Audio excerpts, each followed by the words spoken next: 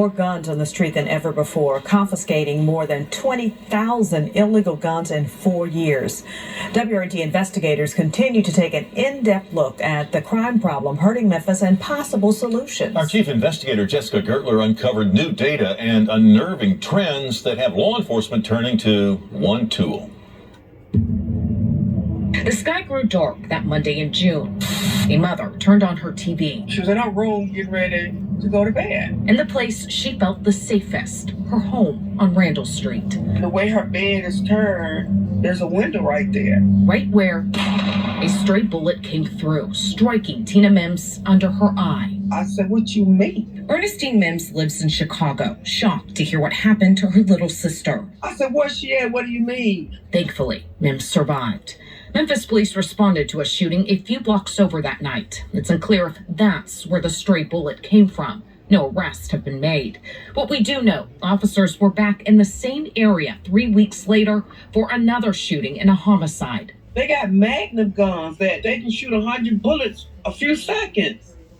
They don't care, and they have no fear. In 2023, we had over 1,100 shooting incidents. Memphis Police Deputy Chief Don Crow. Our officers are going out there every day knowing that they're going to encounter armed people. Armed people who have suddenly opened fire, like in recent months when several people breaking into cars fired shots when confronted. We're focusing on the criminals that are using guns. While there were fewer reports of stolen guns last year, we found out in the past 4 years, nearly 14,000 firearms were reported stolen in Memphis, more than half taken from cars. During that same time, MPD recovered more than 20,000 illegally possessed guns. So these two guns taken in a traffic stop. Crow showed us some of the guns officers recently recovered. These, he says, found with drugs in a stolen car. He's got a laser on it to assist in the aiming of that weapon. And he says officers found this stolen Glock when they stopped a car with no tags doing stunts in a parking lot. It had a highly dangerous machine conversion device attached. That's what the switch looks like. That switch, illegal under federal law, turns it into a machine gun. MPD finding the devices more and more. Last month, they found one during an attempted auto theft downtown, and 4 more during a search warrant. Law enforcement recently demonstrated a switch, what they call an emerging threat, to show us how many shots are fired with just one pull. Watch. We've seen that a lot of that in the past year or two, uptick in that. Ryan Todd is the acting special agent in charge of the ATF's Memphis field office. He says they're being made with 3D printers or bought on the dark web. His team is working around the clock to get them off the streets and stop the gun violence.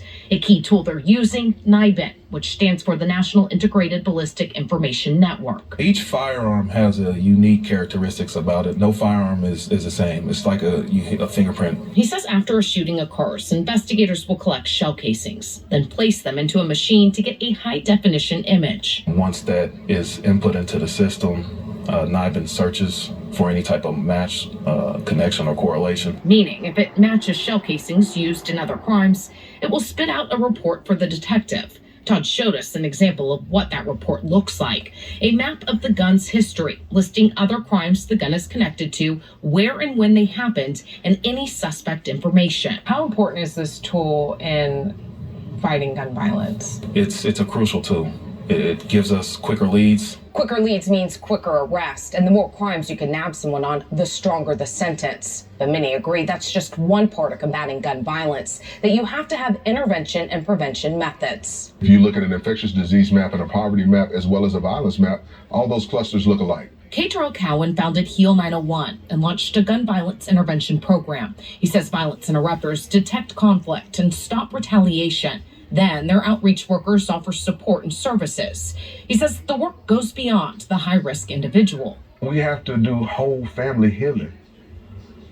If this child is out selling candy because there's a need, that means that mom has a need, not the child. So who's going to help mom with her need? That could be a job training, mental health, or addiction treatment. The work that I do, it comes in quality.